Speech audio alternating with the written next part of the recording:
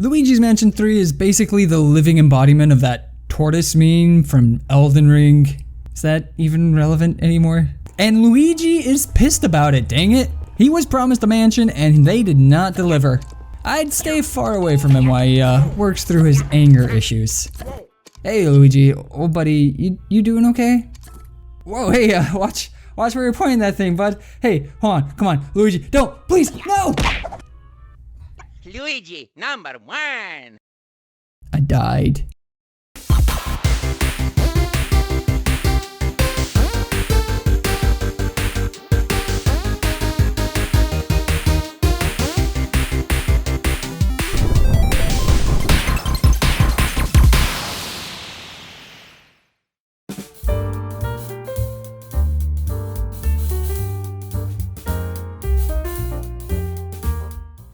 Well, now that I've become an employee of this hotel, let's see what people are saying about my new place of business on Welp.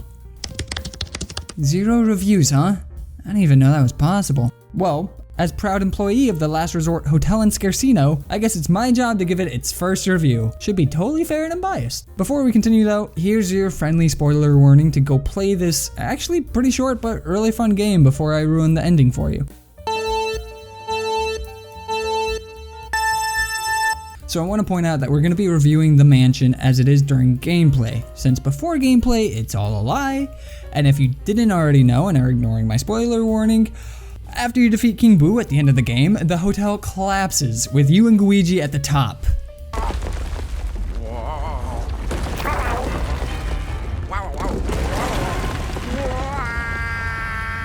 Luigi, sadly enough, accepts his fate almost too fast.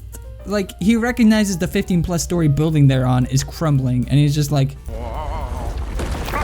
Luigi, you okay, man? They ask you how you are, you just have to say that you're fine when you're not really fine. Thankfully, Luigi is saved by Deus Ex Machina, but the hotel is gone, only to be rebuilt by an actual mansion. So I guess the title was kind of right. But this means that we have to rate the hotel based on its state while we explore it. Hotels are usually rated on a community basis, meaning a bunch of people say how they thought things were, and then the average of that is the rating. But I am but one single pixelated mini-man turned ghost, so I'm gonna have to do a bit more than just give my opinion. Instead, I've looked around and tried to find the definitive list for what makes a 5-star hotel a 5-star hotel. And what I found is that no such list exists. Or at least, no agreed upon one. If you look at places like Forbes and AAA, yes, the people who also do insurance, you'll see that while they may have some generic things in common, every list is a little bit different for their 5-star hotels. So rather than use just one list and risk upsetting some people, I decided to combine them all and make my own super list. That is probably just gonna piss off everyone. Yeah, not sure why I thought that was a good idea. Oh well, it's too late now, let's get started. After thinking of the best way to do this, I figured rather than go through every single item on my super list on camera, I'll do it off camera and focus more on the interesting points here. So here's that completed list. Starting at the top, we have the facility itself. This is mainly the lobby and any other non-themed, amenity-based public space. Meaning we'll get to the pyramids and pirate ships later. First off is cleanliness, and this place clearly fails. It does occasionally have cleaner ghosts trying to spruce things up a bit, so that's something, right? Well, at the very least it does have HVAC. I'm giving it the benefit of the doubt here because it has these air shafts, so I have to imagine they're used for heating and air conditioning. As for the V of HVAC, there's ventilation. Sure, some of it is forced, but ventilation is ventilation. And while the lobby has a live something, it's not plants. And no, these don't count, they're just thorny vines. I will die on this hill. To get to the next item on the list, we need to head up to the mezzanine. These poopers are, well, not the best. At least the men's room is filled with fruit for some reason. To each their own, but the women's is nice and clean, plus gives us a check on the next item by showing that the hotel does in fact carry the local paper. Heck, it's so good, this one's currently being read. We head back down for the next item under review, the main lobby seating areas. And they look quite nice. A little ominous, sure. Mario, but I find it goes with the theme. Once again though, we head back upstairs because I did not organize my list very well. We have a gray area between facility and amenities on this list. The quality of utensils was very important, oddly enough, to a lot of these lists that I looked at, and while a little low res, these look good enough for me. That is about the only good thing about this restaurant, but we'll touch on that later. For now, we'll breeze past the non-existent bar and skip the coffee shop to go to the actually pretty nice staff area. I'm glad to hear this place treats its employees well. And while it doesn't have any computers for public use, it does have a fire emergency plan, which I actually totally forgot existed in this game until I started doing this. However, I am gonna dock it because the only way off the higher floors is the elevator. So if that goes, or you can't take the elevator, you're stuck. But as we see in one of the cutscenes, it does have CCTVs for security.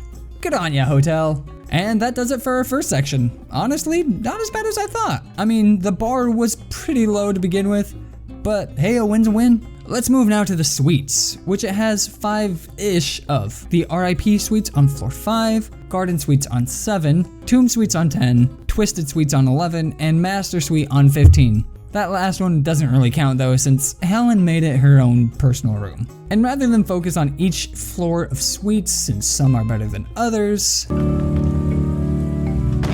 let's just focus on the RIP suites, since that's the one they actually put us in, and we'll just focus on one room. And which room is better than the room of our main protagonist? Mario! Ew, he's a slob. I mean, don't get me wrong, the ghost put the spooky stuff here, but the empty pizza boxes? Those must be Mario's doing. Well, instead, let's look at Luigi's place. Much better.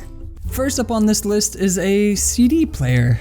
Yeah, it doesn't have that, but I'm not gonna dock it since that seems like a dated requirement. Instead, let's focus on cleanliness, which it actually doesn't seem to do too bad at. I could do without the fish, but I don't really have a way of knowing if they clean between stays. My gut says no, but I'll put this one in the maybe category. It does have these nice shades to block out light, but it is a little lackluster when it comes to sound. The nightstand, chairs, and shelves are all here and are, great. The bed honestly seems nice. While you can't really see how many sheets it has, it does clock in at a whopping 3 pillows, one more than the minimum. And that's the main points of interest from this room, so let's move on to the bathroom. It lacks a few things like the double vanity, full-length mirror, and robe to help Luigi cover up, but there's a lot it gets right. Like no plastic shower curtain, and ventilation. There's a lot of gray areas though. Like each list said that it needed at least 2 of each type of towel, and it doesn't quite get there, as well as 5 toiletry items, and I only count 3. So this and whatever this is. I'll give it some points in case Luigi used them up already, but I don't think so because he... The last thing I'll focus on here is the toilet, which has this little addition, which I'm not sure if it should take away points or add to them.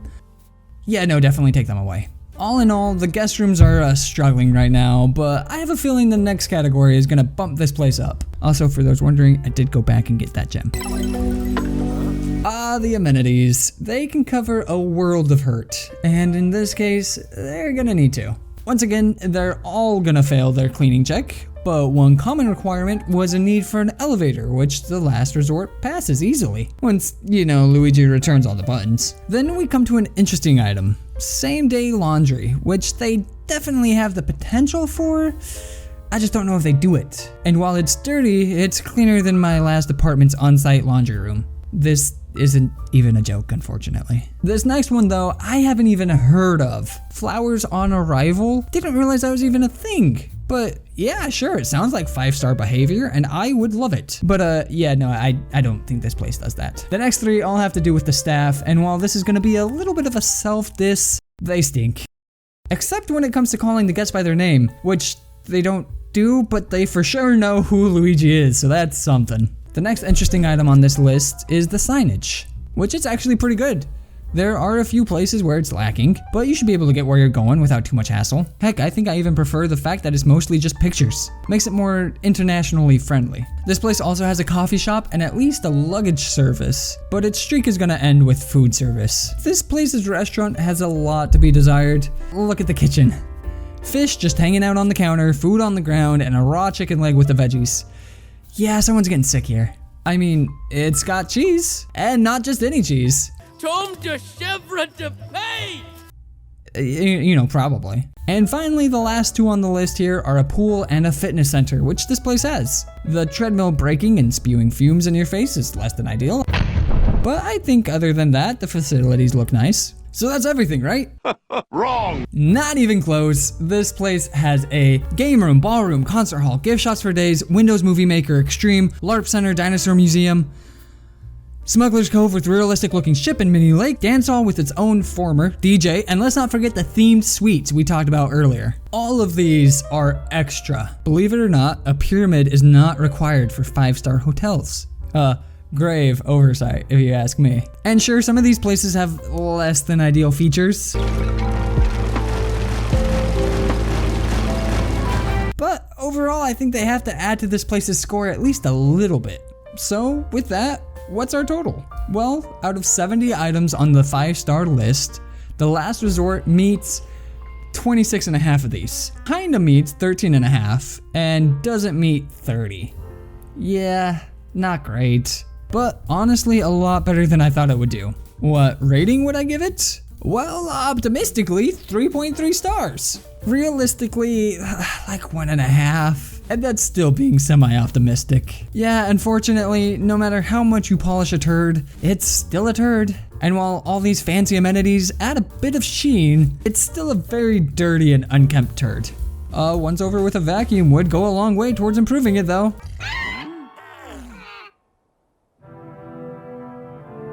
Oh, right. Well, guess it never really mattered anyways. And I was looking forward to my new job. Well, guess it's back to video making for me. I'm going, not ghost. In the meantime though, thank you guys for watching that video. I hope you liked it. This one was a little off the cuff, which is a style I enjoy making, but for the next one, I'll be going back to one of my favorite series to make, continuing to look at one of my favorite games. So make sure to stay tuned, and as always, I hope to catch you in the next one.